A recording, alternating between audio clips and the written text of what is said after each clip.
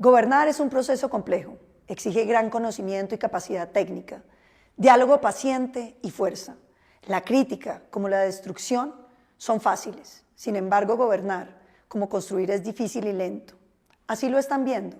El gobierno del presidente Petro ha tenido que enfrentarse ahora a las dificultades de gobernar. Les toca ya dejar de hacerle oposición al país. Asimismo, la oposición democrática que aporte debe ser responsable y por eso debe ser estudiosa, asertiva y tener un permanente empuje sereno. Los sucesos que ha vivido el país recientemente frustran a la ciudadanía. A veces pareciera que la soberbia del sector político que nos gobierna está sufriendo una lección. Juzgan con superioridad moral los gobiernos anteriores, buscan responsables más allá de lo razonable, tratan de criminales y de violadores de derechos humanos a los presidentes en general. Ahora pretenden tener una escala para medir sus propios escándalos muy distinta a la que usan para medir los de los otros. Quieren que la indignación que han incentivado cese. Han logrado meter al país en un culebrón, al estilo de libretistas de narconovela. Lo que duele es que el país tenga que concentrarse en estos asuntos que nada le aportan a la ciudadanía, mientras que los grandes problemas del país permanecen sin ser atendidos. Contrasta la gravedad de nuestros problemas con la poca capacidad técnica que se emplea para resolverlos. Los activistas siguen en campaña y desde las posiciones, ahora de dirección, pronuncian discursos basados en lugares comunes, pero equivocados. Los inspira la idea del cambio, pero no reconocen lo que con esfuerzo hemos construido como nación. Las reformas del cambio, a su vez, expresan la soberbia del gobierno en su versión del síndrome de Adán. Su diseño es para un país donde no había nada, donde nada se había hecho. Son el fiel reflejo de la incapacidad de valorar los avances de Colombia y solo atinan a destruir lo construido. El sistema de salud requiere ajustes, algunos profundos, como la prestación de servicio en la Colombia más apartada, donde pese a los esfuerzos los ciudadanos no tienen un buen servicio. Requerimos, por supuesto, mejorar la salud preventiva, pero no enviando brigadas de difusores políticos ni cubanos, sino llevando agua potable, saneamiento básico, vacunas a todo el territorio nacional. Se requiere mayor gasto en salud que nos permita mejorar los salarios de los médicos y especialistas y las enfermeras para que podamos superar el déficit que hoy tenemos. Pero la reforma del gobierno quiere un sistema de salud parecido al que teníamos antes de la Constitución del 91. Pareciera que están nostálgicos de aquello que entonces criticaban.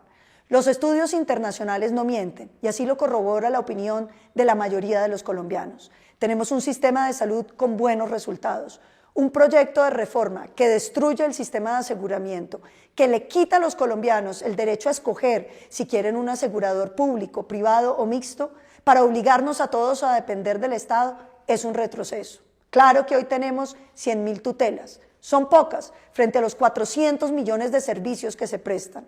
Vamos a terminar conformes, como lo están en Cuba o en Venezuela, donde hasta las quejas se acabaron.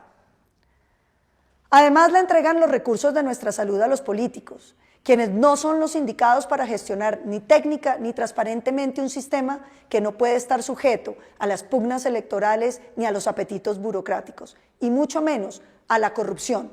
Han sido los más corruptos en el sistema de salud. Por su parte, la reforma laboral, que no genera empleo, sino que lo destruye, que no mejora el problema de informalidad, sino que la agrava, es inaceptable. Subir los costos laborales terminaría por encarecer la vida de los colombianos, pues todos esos costos aumentan el precio de los productos. Las grandes empresas no tendrían dificultad en atender esos nuevos costos que benefician a algunos de sus trabajadores, pero se convertiría cada empleo en un pleito. El gran problema son las empresas pequeñas y las micro, que hoy son formales y que son las verdaderas generadoras del empleo en Colombia. Van a fracasar y van a destruir los empleos. Las reformas ponen nuevas talanqueras para que esas mayorías que son informales y que sueñan con que su empleo mejore y lleguen a la formalidad, van a ser imposibles. Vamos a perder empleo, vamos a perder empresas y el resultado, aún reconociendo el beneficio para algunos trabajadores, es malo para Colombia y para la gran mayoría de colombianos. Lo que se requiere es ampliar los mercados para generar más empresas, más empleo y un ambiente propicio para que el crecimiento económico florezca Ese es el único y verdadero enemigo de la pobreza. Compartimos el deseo de ampliar los beneficios para los adultos mayores, para los más pobres. Cabe recordar que fue el presidente Uribe, en su mandato, quien inició ese subsidio. Pero se requieren otras fuentes que no afecten la sostenibilidad de nuestro sistema pensional. Celebramos que se busquen ajustes para dejar de subsidiar altas y medianas pensiones y llevar los recursos a los ciudadanos más pobres. Pero estas pueden hacerse sin destruir los fondos de pensiones, que son cruciales para el propósito de hacer fiscalmente sostenible el sistema. No pueden dejar deudas astronómicas a los jóvenes y a las nuevas generaciones. Los problemas se solucionan, no se patean hacia adelante. Con un falso discurso ambiental, han venido acabando el sector de hidrocarburos. Si bien compartimos la necesidad de combatir el cambio climático, no es cierto que para hacerlo haya que suspender la exploración y producción de petróleo y gas. La transición energética supone una ruta gradual que hemos venido construyendo por más de 20 años. La emotividad casi poética del presidente Petro, hemos pasado a decadentes intentos por torcer la información técnica para soportar decisiones injustificadas y equivocadas.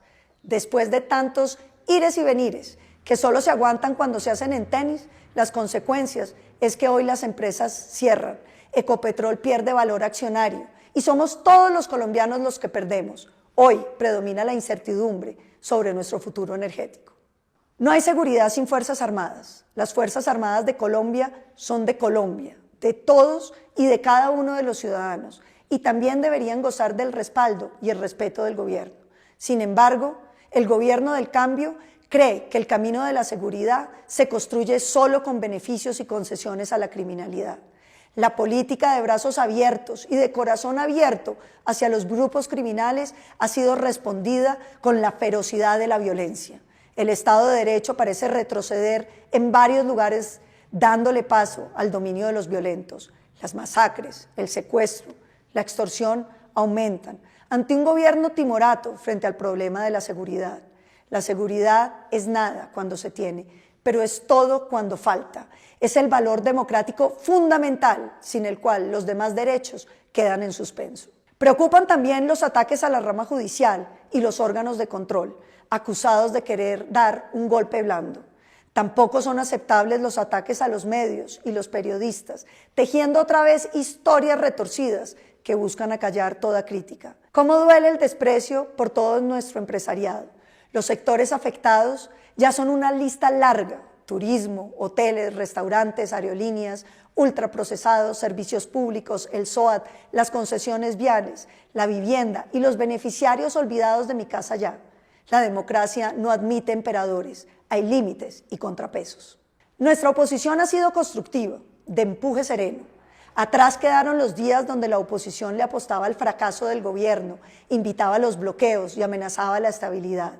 Hemos sido propositivos y francos y nuestra meta ha sido aportar, criticar sobre la base de que es posible hacerlo mejor.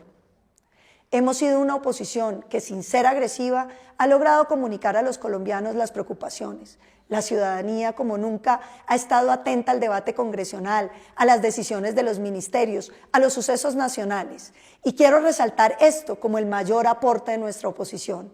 No está basada en protagonismos individuales, ni en líderes solitarios, sino en la unidad de la nación. Los problemas de Colombia nos invitan a todos y a cada uno a que hagamos algo. Hacer, no decir, no destruir, hacer. Por eso los invitamos a firmar la consulta popular que lidera el Centro Democrático para defender lo que Colombia ha construido. No defendemos el statu quo. Colombia necesita avanzar. Sin embargo, no se gobierna un país sin historia, sin reconocer los esfuerzos anteriores. La adversidad política es solo sobre las ideas, no debe trascender a las personas ni a sus obras. Colombia sigue ansiosa de que se supere la pobreza, la inequidad, la falta de oportunidades, la violencia. En aquellos propósitos finales coincidimos todos. Es el momento en que la nación debe observar esta coincidencia, de poner los prejuicios y hacer algo. La oposición política tiene que seguir logrando la movilización de la nación en las calles, con las firmas, para detener las reformas, en el diálogo con las otras fuerzas políticas, para que primen los argumentos y muy cerca de los ciudadanos. Al gobierno le quedan más de 3 años, debe hacer un alto en el camino y enderezar el timón. No podemos seguir perdiendo tiempo en truculentas novelas, ni en discursos grandilocuentes, ni en intentos de mostrar que nada de lo que hay sirve. Todo eso es insuficiente. La ciudadanía hoy está atenta y a su lado está la oposición para exigirles que gobiernen sin soberbia, con capacidad técnica y con grandeza. La historia de Colombia en sus 200 años es una historia de avances continuos, con sufrimiento y equivocaciones, claro, pero sin duda y esencialmente una historia de tenacidad, de logros y de mejoría de las condiciones de vida para las grandes mayorías.